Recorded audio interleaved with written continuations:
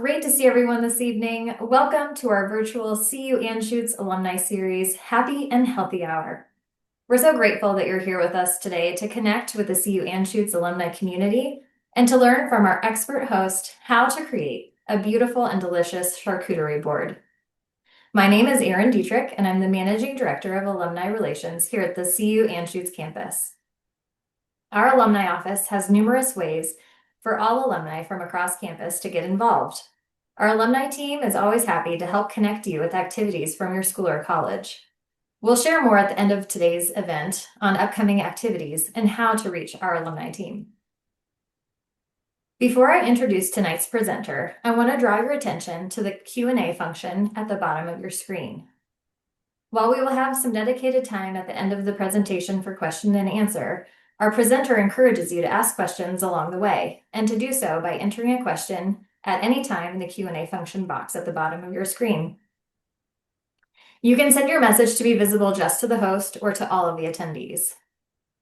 Additionally, we have our alumni team members here on site available to answer questions in the chat should you need anything during tonight's presentation.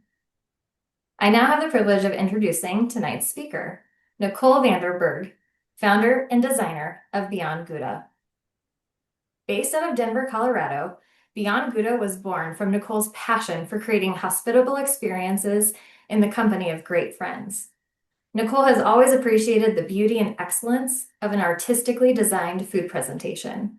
She believes that merging art and food allows guests experiences to be enhanced and cherished beyond the moment. Tonight, Nicole will lead us through how to thoughtfully design an aesthetically appealing food array, an Instagrammable moment, aka a really good way to impress your friends. Thank you for joining us tonight, Nicole. I look forward to your delicious presentation. Okay. Hello, everybody. Thanks for being here and attending.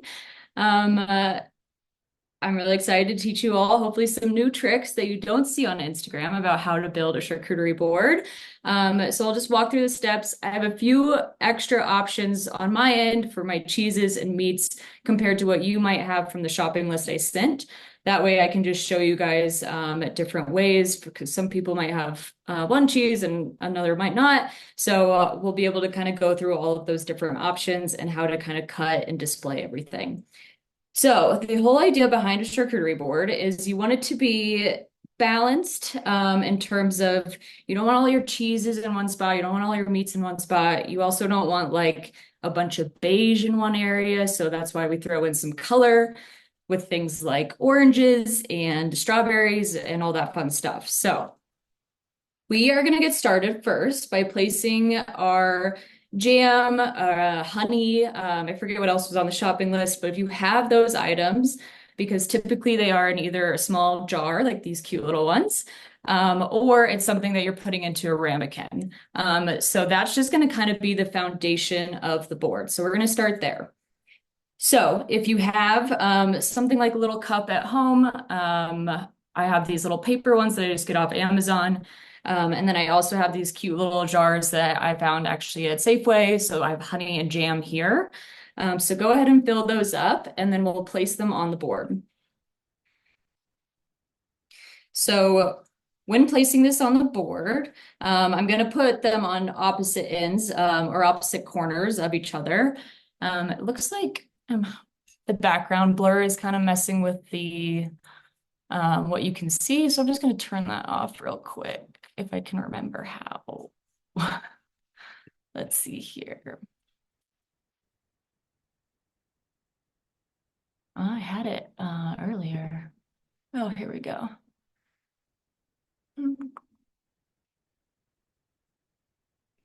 Choose. No.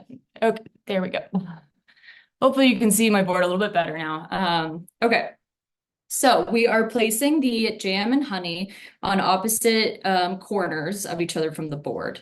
And to step back a little bit, if you don't have a board such as this, you could even be using a dinner plate, a piece of parchment paper just directly on the table, and then anything that you have would work. So we are placing the, again, jam and honey on opposite corners of the board. From there, we're going to move on to the cheese. So I have a few different examples for cheeses. And first, I'm going to start with a manchego. So if you have a manchego or any kind of cheese that you bought and it was packaged this way, unsliced, we're going to go ahead and slice that. And I will show you how to do that here.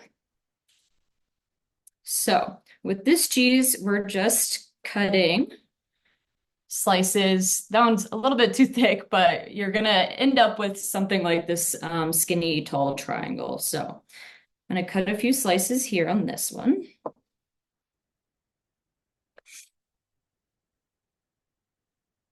Okay. Got that one. So this one is fun because there's a few different ways to display it. One of the options being alternating the points. So you're kind of laying it out and alternating the points sticking up and kind of creating this nice, what we call in the charcuterie world is a river. So it's a cheese river, a meat river. You'll see me use that term a lot. So I'm kind of just, again, laying them together and alternating the points and kind of displaying that on the board from one other corner that's empty. The alternative option to doing this one is to simply have it stand up. So this is always something we want to do in building a charcuterie board is add height and dimension to the board. So in this example, I'm kind of alternating it with the flat side down so it can stand up, but again, alternating the edges. So this is how I'm going to display on my board. So I've got this manchego cheese like so. Again, I'm putting it on one of the empty corners or edges of my board. So I've got this one over here on the corner. Okay, great. I also have this like Merlot soaked cheddar. This is one of my favorite cheeses. You can get it at any of the grocery stores. So typically it comes in a package like this. One way to slice it that is not just cubing it, if you want to get fancy with it, you could cut little kind of cheese sticks, if you will. So I'm just kind of going up the cheese and slicing. Again, small slices, kind of like I did that manchego. And then from there, what we're going to do is kind of zigzag these. So it's kind of hard to explain that one, but this is kind of what I'm doing here. So I'm just pushing some slices to one side and keeping the others in place so that you kind of end up with something like this. Again, the alternative to doing this would be just cubing the cheese, which is always a great option if you have a cheese that came in a weird shape. And I just messed that all up. So let me redo that real quick.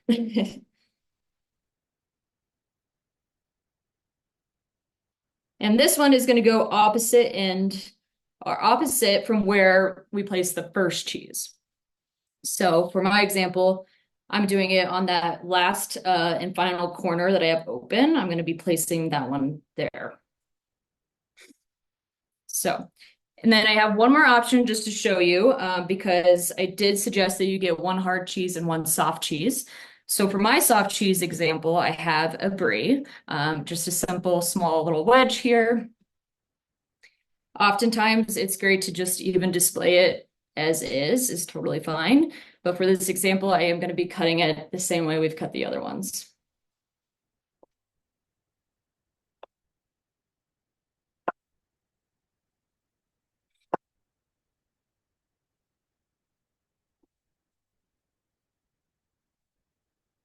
So kind of going along with the same kind of slices here. And then this way, what I'll be able to do is create that fan again, or a river down my board. So I'm going to kind of display them, fan them out like so that I can lay them flat on my board. Again, from the opposite corner of your other cheese. I'm gonna get a few more in here. If you have a cubed cheese that you're working with, be sure to kind of pile the cubes on top of each other so that you're creating that height on the board. It doesn't need to be in like a single file row of like the cube cheese. You want to like pile it up together, throw it on top of each other, add that height to the board. Okay, so those are the examples I have for the cheeses. If there's any questions on maybe a cheese that you have that I don't, feel free to submit that and maybe I can help you out. After the cheeses, that means we move to the meat. So for the meats, I always recommend doing like one hard meat and one soft meat. For the soft meat, I'm talking about something that's nice and buttery and kind of melts in your mouth, like prosciutto. For a hard meat, I'm recommending a salami that's kind of packaged like this, or even a pre-sliced salami like this. So if you have a salami that looks like this, what we're going to do is go ahead and cut it lengthwise. So now I have the two pieces. And then from there, you're just going to slice these down into small little salami nuggets, if you will. So to bring this up close, I've got these small little salami nuggets. So these, I'm going to pile these up right next to a cheese. If you really want to get into it, you can always research which meats and cheeses pair well together. I know that these really go well with like the manchego. It's a like bourbon style salami. So I think that'd be really good with the manchego. So I'm going to put it right next to the manchego. And again, I'm piling it up to add that height to the board. We can always fill in the blank spots with all the accoutrements like the fruits and the crackers. So I'm gonna up close here. I've piled that salami up right next to one of the cheeses here. Okay. So if you're working with a prosciutto or a copa or some other kind of like soft meat, really, it looks best if it's kind of messy. With the copa, I can kind of do an example on this one a little bit better. I just kind of pinch it from the bottom with my fingers. And it kind of will look like that from the top, which is just nice. I mean, it looks kind of like a flower from the top. So you kind of pinch those together and then you'll be able to stand it up on your board. So you're leaning it up against something. So when we get into a lot of this meat stuff, you do need to kind of help support it and stand up by using, your cheese or your jam and your ramekins. So going back to the prosciutto, I'm folding it in half hot dog style. So I got my prosciutto folded in half hot dog style. And then I'm just going to kind of roll in. I'm holding from the bottom, the folded side, and I'm rolling it in.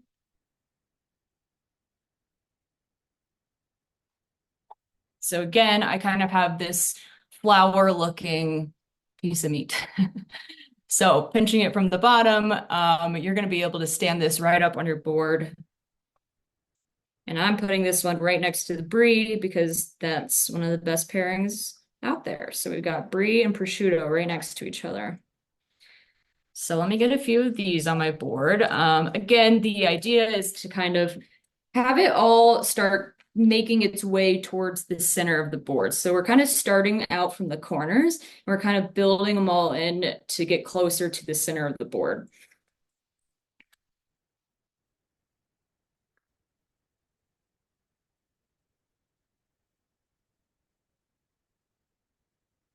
Again, the messier it looks, sometimes the better. Okay.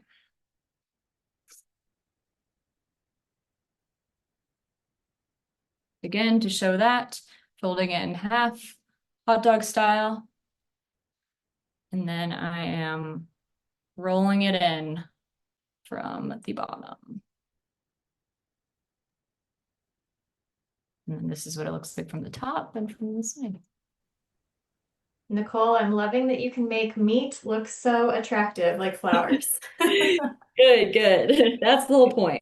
We do have one question, Okay. and it pertains to some of the sliced meats, like a sliced salami. How would Yes. you go about, displaying that on your board? Yeah, let me get into that one right here. I've got a soppressata. So, a fun way that everyone's loving these days is to do a salami rose. So, first, I'll teach that method, but I will say it's not very practical when you are hosting for a bunch of people because once they start picking at the rose, it kind of all falls apart. But let's go ahead and start there. What you're going to do is fan out the salami like so. So this takes about, 6 to 8 slices is probably ideal here. So I'm kind of giving it enough space. Let's see, that's 6. I'm gonna add 2 more here. And then what we do from there is lay it down on your work surface. And we are going to fold it in half, hot dog bun style. So just like we did with that prosciutto, I'm folding it in half here. So now I have the folded edge down by my fingers. You can just see how it's folded there. And then again, I'm going to start rolling it in from one end. You got to keep the bottom folded part pretty tight. So if you need to do it on your work surface, that probably makes the most sense. And I'm just going to fold it, kind of wrap it in itself. And then you have a rose. If you have the little ramekin or something to kind of put it in, that helps so you can kind of then fluff the petals of the rose, if you will. So you can kind of fluff the salami out and make it look a little bit more in bloom, if you will. So this one could use a little bit more fluff here. So this is definitely a fun way to impress your friends, if you want to have fun with it. If you are using a ramekin, you could also go ahead and put in some salami around the edges of the ramekin, just so it looks, again, a little bit in more full bloom. So I'm kind of just stuffing these into the ramekin, these pieces of salami.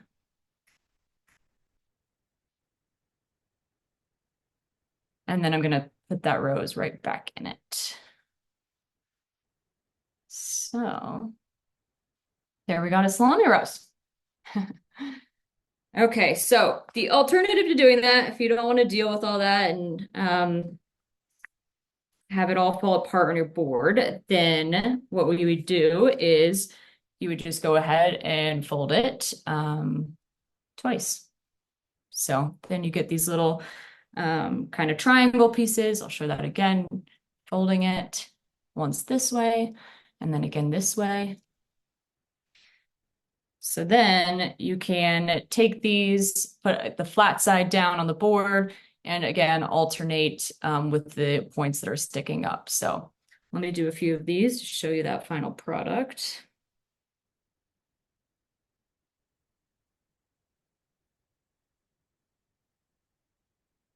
Looking something like this. And then it's just going to stand up on my board like so. And we're getting to the point where if you need to like kind of move some stuff around on your board, it's totally the time to do that. As you can see here, I take this off for a second. I kind of moved my jam so I could help support that prosciutto. So I actually ended up putting it in between the manchego and the brie and the meat. Still got my honey here, just took it off for a second. So it's kind of when you start moving stuff around to help it all be supported and stand up, if you will. Okay. Let me do a few more of these.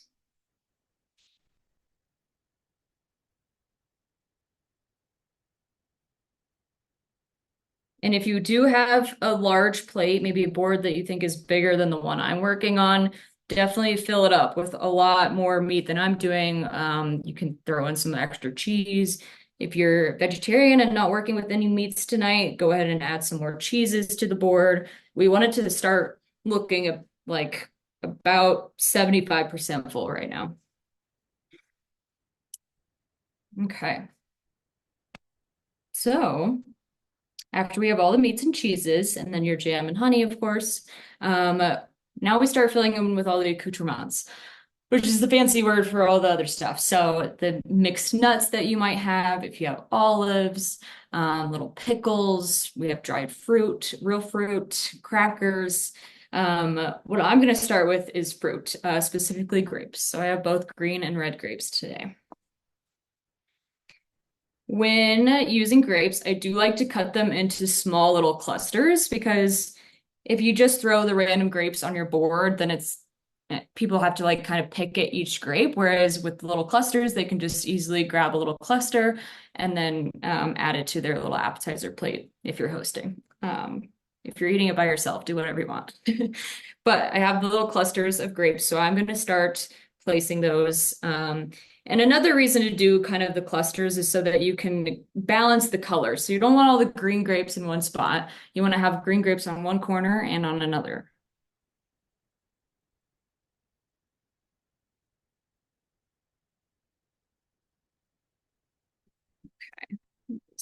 And then I'm going to do some red grapes too. If you have strawberries or raspberries, start adding those in. Another thing to think about here is that, again, balancing the colors. So like the red grapes kind of look the same as like the little salami nuggets. So maybe don't put it right next to the salami nugget. Instead, put it right next to the brie or one of your cheeses that is like white or yellow so that you're not putting all the same color in one spot.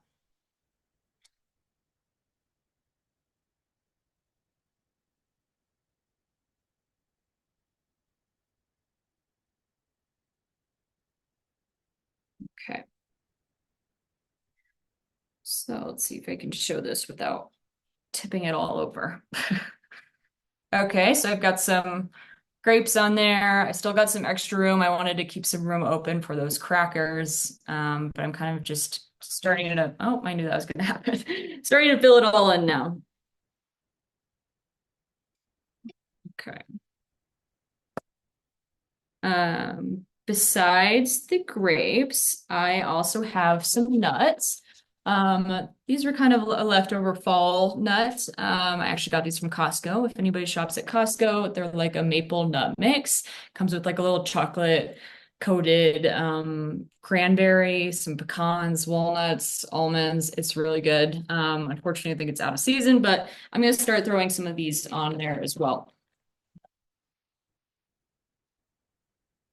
So this is something that we're just kind of filling in the blank spaces here. So I'm going to throw these next to my grapes.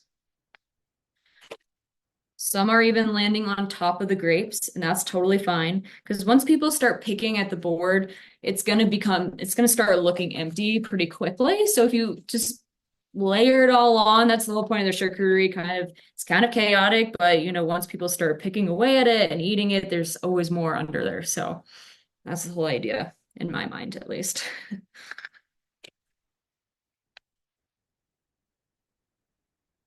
Okay. So I'm kind of just sprinkling nuts, not all in the same spot, kind of putting it in a few different spots on my board. If there's any allergies that you're worried about when you're hosting, you can always throw these again in another little ramekin or a bowl off to the side. Then I'm going to start placing my crackers because they are a bit large. If you have a baguette or any kind of bread, that works. I do really like these crackers, which you can get at pretty much any of the grocery stores. These are a nice like flatbread cracker. You don't want to have a cracker with like too much flavor, unless you're pairing with pretty like mild cheeses. But if you plan on getting some pretty crazy exotic cheeses, then you definitely want a pretty bland cracker to go with it, just so that the taste of and the flavor of the cheese can come out more. I know I recommended like a rosemary and fig cracker from Trader Joe's if you're going for a little holiday theme. Those are awesome, especially if you have like brie. Those are going to pair really well together. I also recently found these Christmas tree crackers. So I got these from a small little local grocery store market. I think sometimes you can find them at Sprouts. I'm not sure where else, but these are fun. They also have like stars and hearts, depending on the season, of course. So I got some Christmas tree crackers. These, I've got like one more spot on my board pretty much that I'm starting to fill in with these crackers. And I'm kind of going to stand them up because they are Christmas trees. So I kind of want it to look like it's standing up on its own. So I am using the support of the meats and cheeses and kind of having them stand up on the board.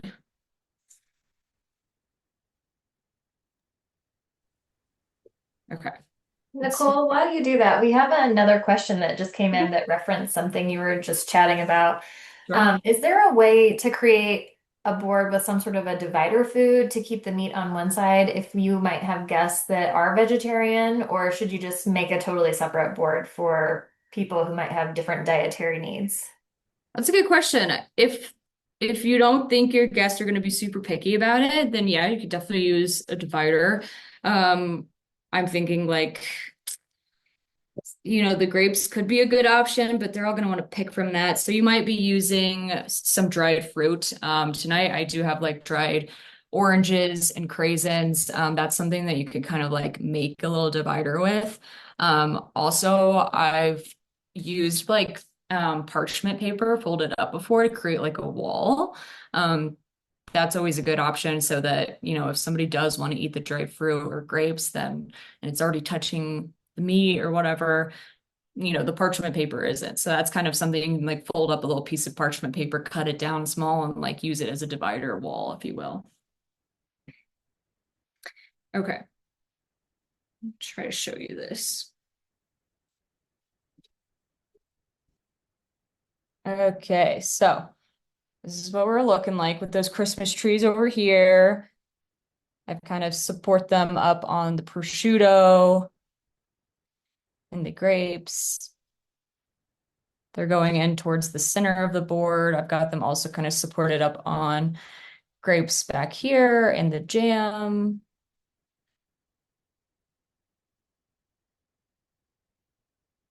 Okay. It looks delicious. You're making me hungry. Yeah. I wish I was making this along with you right now. We do have another really good question about, any thoughts that you might have on crackers versus fresh bread. And I wonder if that has anything to do with what sort of like sides and accoutrements you have. If maybe using fresh bread is better when you have something to spread on it, if you've got some ideas on that.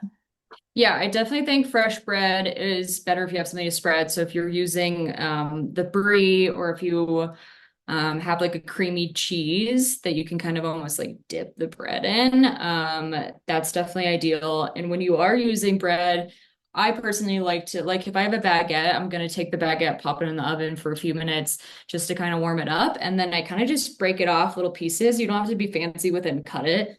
You can if you want, but if you just kind of break off little chunks, and then that's a really great way to eat the bread with some like creamy dips and cheeses.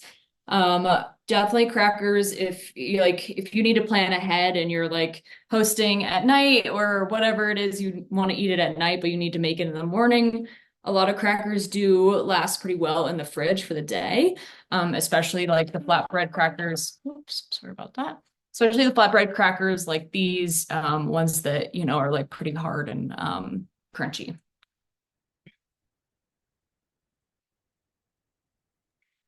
Okay, I am moving on to the dried fruits. So again, I have these um, dried oranges. They're actually candied oranges from Trader Joe's. Trader Joe's always has some great accoutrements to use, whether it's the nuts, the dried fruits, the crackers. They also always have fun cheese. So I'm using these candied oranges. These are addicting. And these are things that I'm placing in spots that I think need a pop of color. So I am going to be putting it kind of next to the things that are beige on my board. So the crackers and the cheeses. And you're kind of tucking it into in little areas that you might see um, blank spaces on your board.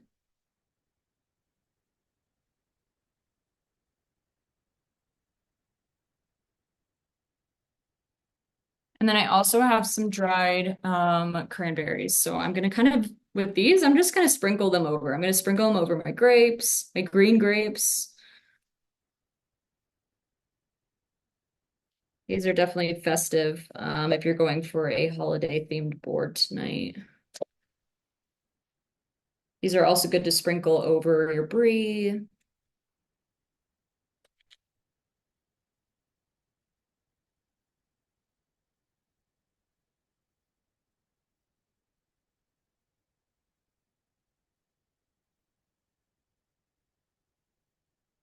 Okay.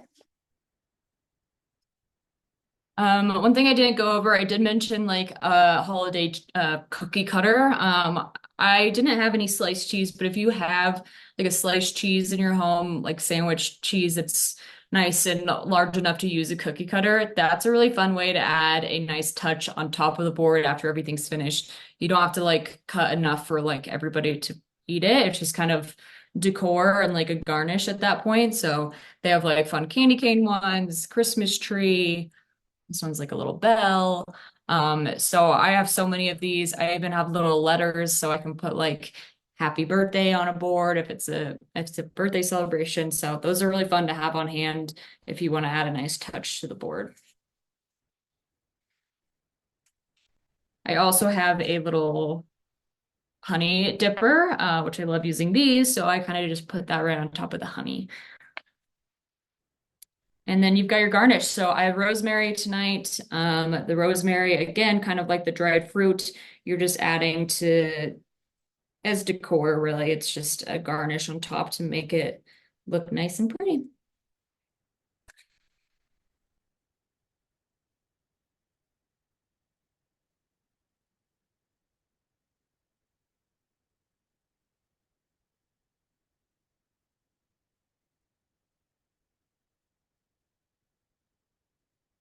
Okay. That's pretty much the end of it. I'm gonna try to tilt my camera a little bit better so you all can see what I'm working with.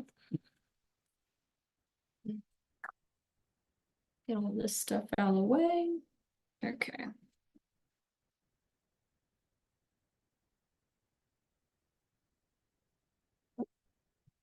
Oh, there goes the crackers. It's really hard to tilt this board, y'all. But again, those dried like oranges, I kind of just put on the edge. They're actually hanging off the board, which is great. I mean, you don't have to keep everything confined to the board. You definitely don't want too much of like an empty border around everything. So like have your dried fruit hang off the edge, have the rosemary sprig hang off the edge. Even my brie is kind of hanging off the edge. So it's really filled in here. Oh my gosh.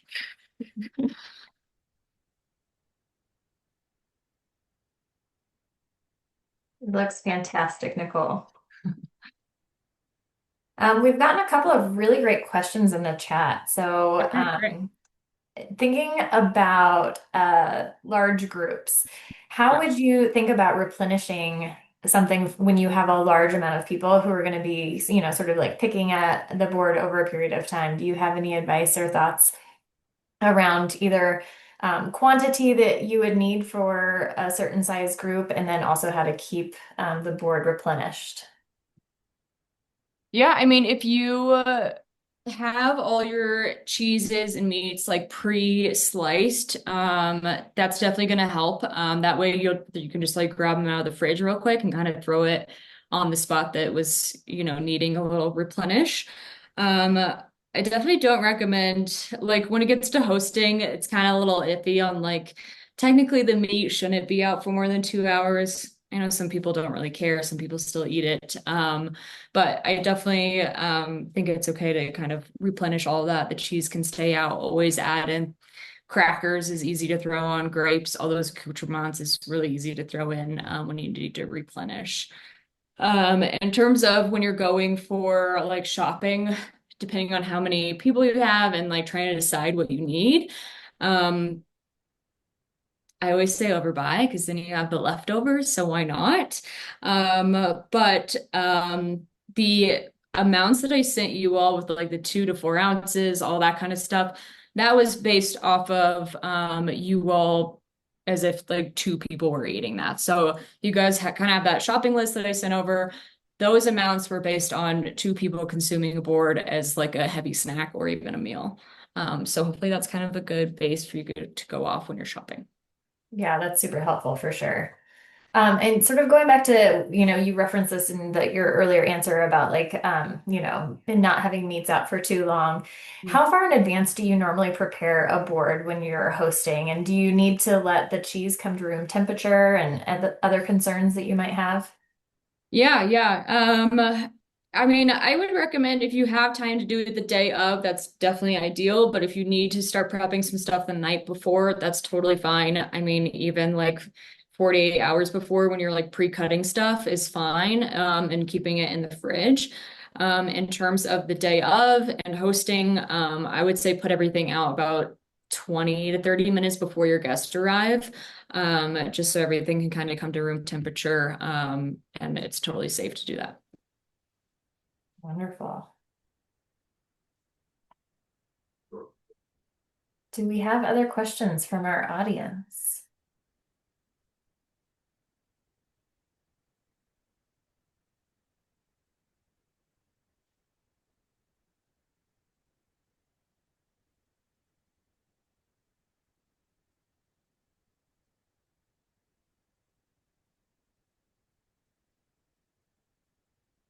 All right, I'm seeing none come in.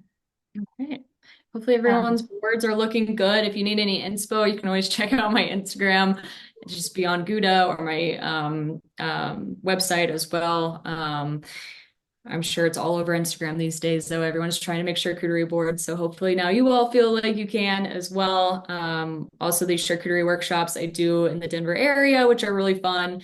So just a little plug there if you're ever looking for a unique way to kind of gather your friends and do something interactive and that's different from just going out to dinner. This is a really fun way to do it. And I even do like little customized boards where it's like a handcrafted wooden board with a certain logo or name on it. So um, feel free to check out my website. that's great. Lots of fun ways to customize these days and think about really specific boards that people can make. So this was excellent. You're getting so many shout outs on the chat right now, so thank you so much. You're a star and make a great board. Thank you. This was so fun. And yes, we will be sharing Nicole's information at the end of this as well. So Great, thank you. awesome. Well, this was truly fantastic, and I learned so much. I feel like this is such a great way to bring art and food together in terms of bringing together community and providing a really meaningful experience for guests. So, thank you, Nicole, for sharing your expertise with us. I learned so much, and I thought that I was really good at building boards. So, I want to go home now and practice. So, on behalf of all of our attendees tonight and the CU Anschutz alumni team, I want to thank Nicole for sharing her time and expertise with us. Before we close, I want to share the information on the slide for a couple of upcoming events for our alumni community. We will be sharing both of these events in our post-event email, as well as Nicole's contact information, so you can follow her on Instagram and find out more about Beyond Gouda. Thank you again for joining us tonight. We appreciate you tuning in and for all you do as healthcare professionals for your campus and for your community. Have a great evening and enjoy your charcuterie board. We hope to see you soon.